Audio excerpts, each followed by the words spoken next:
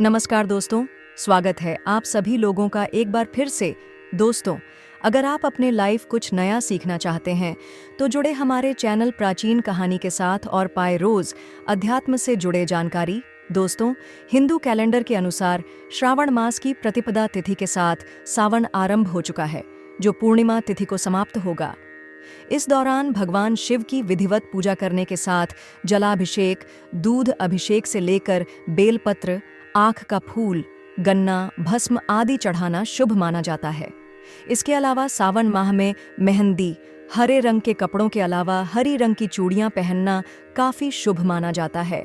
शास्त्रों के अनुसार मां पार्वती का प्रिय रंग हरा है, इसलिए सावन माह में इस रंग को धारण करने से शिव जी अति प्रसन्न होते हैं। इसके अलावा सौभाग्य और रिश्तों के प्रतीक हरी चूड़ियां पहनना भी काफी शुभ माना जाता है। सावन माह में अगर आप भी हरी चूड़ियां पहनने वाली हैं तो कुछ नियमों का जरूर पालन करना चाहिए, जिससे शुभ फलों की प्राप्ति हो सकती है। सावन में हरी रंग की चूड़ियों के अलावा मेहंदी, बिंदी और हरे रंग की वस्त्र पहनना भी शुभ माना जाता है। आइए जानते हैं सावन माह में किस दिन खरीदनी चाहिए हरी चूड़ियां और पहनने के नियम। दोस्तों, चूड़ियों को 16 श्रृंगार में से एक माना जाता है। हरी चूड़ियों को सुहाग का प्रतीक माना जाता है। पति की लंबी उम्र, सुख शांति की कामना करते हुए पहनती है। हरी चूड़ियां हरियाली, ताजगी और समृद्धि का प्रतीक भी मानी जाती है, जिन्हें पहनने से मानसिक और शारीरिक ऊर्जा को भी बढ़ाती है। वहीं अविवाहित कन्याएं हरी चूड़ियां पहनकर अच्छे वर की प्राप्ति हेतु भगवान शिव और माता पार्वती से कामना करती हैं। धार्मिक मान्यता है कि माता पार्वती ने सावन के महीने में कठोर तप कर भगवान शिव को पति के रूप में पाया था। इसी के कारण भगवान शिव का प्रिय रंग हरे रंग की चूड़ियां पहनकर माता पार्वती का आशीर्वाद प्राप्त करने की कामना करती हैं। हरी चूड़ियां पहनने से रिश्तों में प्रेम और सामंजस्य बना रहता है। दोस्तों, सबसे पहली चीज जिसका नाम है भस्म है। मान्यता है कि शिव जी की रमाई भस्म को घर में रखने से दरिद्रता कभी नहीं आती है। आप इसे सावन के किसी भी सोमवार के दिन शिव मंदिर से ले आएं और एक चांदी की डिब्बी में रख दें। फिर पूरे महीने इस भस्म को शिव पूजा में शामिल करें। इसके बाद इसे तिजोरी में रख दें। ऐसा करने से घर में पैसों की बरकत होती है।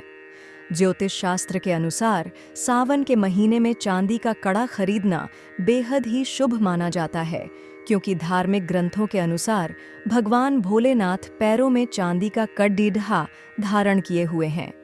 मान्यता है कि सावन के महीने में चांदी का कड़ा खरीदने से व्यक्ति की आर्थिक समस्याएं दूर होती हैं और भोलेनाथ की असीम कृपा बरसती है। जो जातक चांदी का कड़ा हाथ या पैर में पहनने के इच्छुक हैं, वो इसे सावन के शुभ मुहूर्त में अवश्य धारण करें। तीसरी चीज रुद्राक्ष है।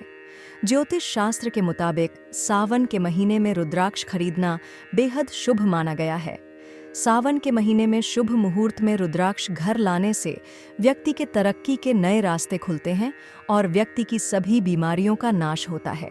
जैसा कि सावन के महीने में शिव स्तुति का बहुत महत्व है और भोलेनाथ की स्तुति डमरू बजाकर की जाए तो महादेव अति प्रसन्न होते हैं और अपने भक्तों पर कृपा बरसाते हैं। तो ऐसे में अगर आप सावन के महीने में डमरू को खरीदते हैं तो आपके सभी संकट दूर होते हैं, क्योंकि डमरू के घर में होने से कभी अमंगल नहीं होता। डमरू की ध्वनि में इतनी शक्ति होती है जो घर के वातावरण को तनाव मुक्त बना देती है। भगवान शिव ने मां गंगा को अपनी जटाओं में धारण किया है, इसलिए यदि आप सावन के पहले सोमवार को गंगा जल लाकर घर की किचन में रखते हैं तो इससे घर में संपन्नता बढ़ती है। इसके अलावा नाग नागिन को भगवान शिव का आभूषण माना जाता है, तो ऐसे में सावन माह में चांदी या तांबे का नाग नागिन का जोड़ा घर लाना बहुत ही शुभ होता है। शास्त्रों के अनुसार सावन के पहले शनिवार को लोहे से बनी वस्तुएं जैसे कील, बर्तन, औजार आदि नहीं खरीदने चाहिए। इससे शनि दोष बढ़ता है। इस दिन जूते, बेल्ट, पर्स जैसे चमड़े से बनी चीज़ों की खरीदारी करने से परहेज करें। इससे नकारात्मक ऊर्जा घर में प्रवेश करती है। शनिवार के दिन शनिदेव को तेल अर्पित किया जाता है, इसलिए इस दिन तेल की खरीदारी वर्जित मानी जाती है। मान्यता है कि शनिवार को नमक खरीदने से घर में विवाद और आर्थिक तंगी हो सकती है। चाकू, सुई, तलवार जैसे धारदार वस्तुएं इस दिन घर में लाना अशुभ होता है। ये ऊर्जा संतुलन को बिगाड़ सकती है। तुलसी, बेलपत्र या पीपल के पत्ते तोड़ना भी शनिवार को मना है। यदि पूजा के लिए इनकी आवश्यकता हो तो इन्हें एक दिन पहले ही तोड़ लेना उचित रहेगा। इस दिन शनि मंदिर में सरसों के तेल का दीपक जलाएं, काले तिल और उड़द दान करें, गरीबों को भोजन कराएं या काले कपड़े दान करें। शनि चालीसा का पाठ करें या ओम शम शनैश्चराय नमः मंत्र का जाप करें। सावन के हरे भरे महीने हरा रंग पहनना सबसे ज्यादा शुभ माना जाता है। जहां सुहागिन महिलाएं हरे रंग की साड़ी और हरी चूड़ियां पहनकर तैयार होती हैं, वहीं कुंवारी लड़कियां भी हरे रंग का सूट पहनती हैं। हालांकि हरे रंग के अलावा भी आप कई और रंग पहन सकते हैं जिन्हें शुभ माना जाता है। नारंगी, लाल, पीला, गुलाबी कुछ ऐसे ही रंग हैं। मान्यता है कि सावन में पूजा के दौरान हल्के रंग के कपड़े पहनना ज्यादा शुभ होता है। इसलिए सफ़ेद, हल्का गुलाबी, हल्का हरा जैसे रंग सही रहते हैं। कुछ ऐसे रंग हैं जिन्हें सावन में पहनने से बचना चाहिए। मान्यता है कि ये रंग जीवन में नकारात्मक ऊर्जा के कराते हैं और ख़ास तौर से धार्मिक उत्सवों के दौरान तो इन्हें पहनना ही नहीं चाहिए। इनमें से एक है काला रंग, जिसे किसी भी पूजा पाठ के दौरान पहनना वर्जित माना जाता है। इसके अलावा भगवान शिव की पूजा के दौरान भूरे और खाकी रंग के कपड़े पहनने से भी बचना चाहिए। इन्हें अशुभता का प्रतीक माना जाता है। कहते हैं इन्हें पहनकर पूजा करने से उसका फल नहीं मिलता है। सावन के सोमवार को भगवान शिव को प्रसन्न करने के लिए सफ़ेद, हल्का नीला या हल्का गुलाबी रंग पहनना श्रेष्ठ माना जाता है। ये रंग मानसिक शांति और आत्मिक शुद्धता का प्रतीक होते हैं। सफ़ेद रंग शिव जी की प्रियता को दर्शाता है, इसलिए यह दिन सफ़ेद पहनकर शिव पूजा करना बेहद शुभ होता है। मंगलवार का दिन हनुमान जी और शक्ति से जुड़ा है। इस दिन लाल, सिंदूरी या गुलाबी रंग पहनना शुभ होता है। ये रंग जोश, साहस और आत्मबल को बढ़ाते हैं। सावन में यह रंग पहनकर हनुमान चालीसा या शिव तांडव स्तोत्र का पाठ करना विशेष फलदायी होता है। बुधवार को हरे रंग को प्राथमिकता दें। यह रंग न केवल आँखों को सुकून देता है, बल्कि जीवन में संतुलन और समृद्धि का प्रतीक भी माना जाता है। सावन की हरियाली में हरा रंग आपको प्रकृति से जोड़ता है और मानसिक संतुलन बनाए रखता है। गुरुवार को पीले या हल्के केसरिया रंग पहनना शुभ होता है। यह रंग बृहस्पति ग्रह से जुड़ा है और ज्ञान, धार्मिकता व सद्गुणों का प्रतीक माना जाता है। इस दिन पीला पहनकर शिव या बृहस्पति देव की आराधना करने से ज्ञान और शुभता में वृद्धि होती। शुक्रवार को गुलाबी, हल्का नीला या क्रीम रंग धारण करना सौभाग्यदायक होता है। ये रंग प्रेम, सौंदर्य और मधुरता के प्रतीक होते हैं। यह दिन माँ लक्ष्मी का भी होता है। ऐसे में शांति और ऐश्वर्य की प्राप्ति के लिए इन रंगों का चयन करें। शनिवार को बैंगनी, गहरा नीला या हल्का स्लेटी रंग शुभ माने जाते हैं। ये रंग गंभीरता, संयम और ध्यान के प्रतीक हैं। इस दिन शिव भक्ति के साथ शनिदेव की पूजा भी होती है। ऐसे में गहरे और संयमित रंग धारण करना लाभदायक होता है। रविवार सूर्य देव का दिन है, जो ऊर्जा और आत्मबल के प्रतीक हैं। इस दिन नारंगी या हल्का लाल रंग पहनना शरीर में ऊर्जा और उत्साह को बढ़ाता है। सावन में यह रंग आपके दिन को भक्ति और जोश से भर सकता है। सावन के पूरे महीने भी आप यह काम कर सकते हैं, या फिर अगर आप सिर्फ सावन के सोमवार को शिव मुट्ठी चढ़ना चाहते हैं तो ऐसा भी कर सकते हैं। लेकिन यह याद रहे, यह 5 चीज़ें एक साथ मिलाकर नहीं चढ़ानी है, बल्कि इन 5 अनाजों को एक एक मुट्ठी करके आपको शिवलिंग पर अर्पित करना है। इसके बाद एक घी का दीपक जलाकर अपनी मनोकामना मांगनी है। तुलसी का पौधा घर में सकारात्मक ऊर्जा लाता है और नकारात्मकता को दूर करता है। सावन के महीने में वातावरण में विशेष ऊर्जा होती है। ऐसे में तुलसी की उपस्थिति घर के माहौल को शांतिपूर्ण और खुशहाल बनाती है। तुलसी भगवान विष्णु को अत्यंत प्रिय है और उन्हें हरिप्रिया भी कहा जाता है। सावन में भगवान विष्णु योग निद्रा में होते हैं। ऐसे में तुलसी की पूजा से उनकी विशेष कृपा प्राप्त होती है। साथ ही तुलसी में माता लक्ष्मी का भी वास माना जाता है, जिससे घर में धन धान्य की वृद्धि होती है।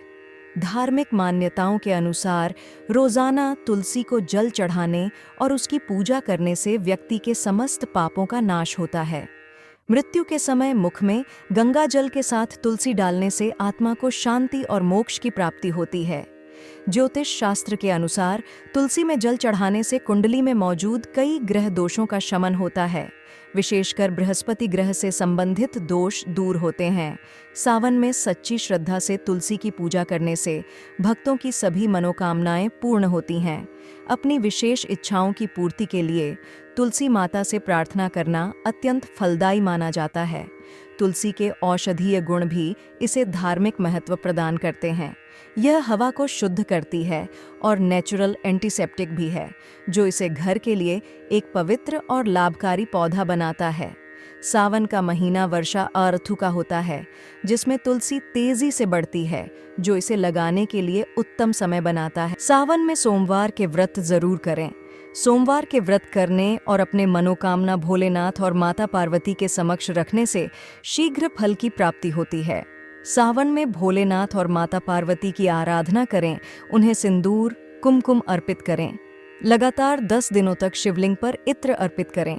सावन सोमवार को शिवलिंग पर 5 नारियल चढ़ाएं और ओम श्रीं वर प्रदाय श्री नमः का जाप करें। जिन कन्याओं के विवाह में देरी हो रही हो, विवाह के लिए योग्य कुंवारी लड़कियां सावन सोमवार के दिन बाल्टी में थोड़ा सा गंगा जल डालकर पानी भरें और स्नान करें।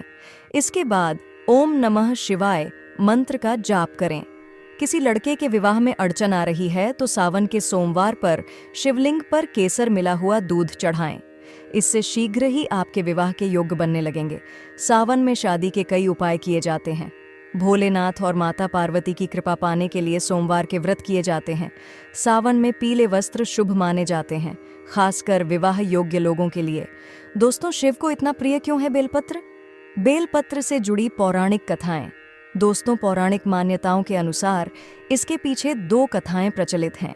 पहली मान्यता के अनुसार समुद्र मंथन के दौरान जब कालकूट विष निकला तो भगवान शिव ने उसे अपने कंठ में धारण कर लिया, जिस कारण से शिव का शरीर तपने लगा। विष के प्रभाव से शिव का कंठ जल रहा था। तब देवताओं ने उनकी जलन को शांत करने के लिए बेलपत्र के साथ जल चढ़ाना शुरू कर दिया, जिससे शिव को शांति और ठंडक मिली। तभी से भगवान शंकर को बेलपत्र चढ़ाने की प्रथा चली आ रही है। दूसरी मान्यता के अनुसार माता पार्वती ने वर्षों तक जंगल में तपस्या की थी, जहां बेल के पत्र चढ़ाकर ही भगवान शंकर को प्रसन्न किया था और शिव ने उनको अपनी पत्नी के रूप में स्वीकार किया था। तभी से शिवलिंग पर बेलपत्र चढ़ाने की परंपरा है। भगवान शिव को यह अति प्रिय है। स्कंद पुराण के अनुसार बेल के पेड़ का जन्म माता पार्वती के स्वेद यानी कि पसीने से हुआ था। बेलपत्र के पूरे ही पेड़ को पवित्र माना जाता है और इसमें देवी लक्ष्मी का वास भी बताया जाता है। यही कारण है कि भगवान शिव को इसे अर्पित करने पर सौभाग्य की प्राप्ति होती है। शिव पुराण में भी बेलपत्र की महिमा का बखान किया गया है। उसमें कहा गया है कि बेलपत्र के दर्शन, स्पर्श और शिव को अर्पण करने से सभी पापों का नाश हो जाता है और ऐसा व्यक्ति मोक्ष की प्राप्ति करता है। बेलपत्र में 3 देवताओं का स्वरूप माना जाता है। इसे ब्रह्मा, विष्णु और महेश का प्रतीक माना जाता है। यही कारण है कि इसे देवों के देव को समर्पित किया जाता है। बेलपत्र को भगवान के त्रिनेत्र से जोड़कर भी देखा जाता है। वहीं बेलपत्र को 3 गुणों से जोड़कर भी देखा जाता है। इसे तम, रज और सत का प्रतीक माना जाता है।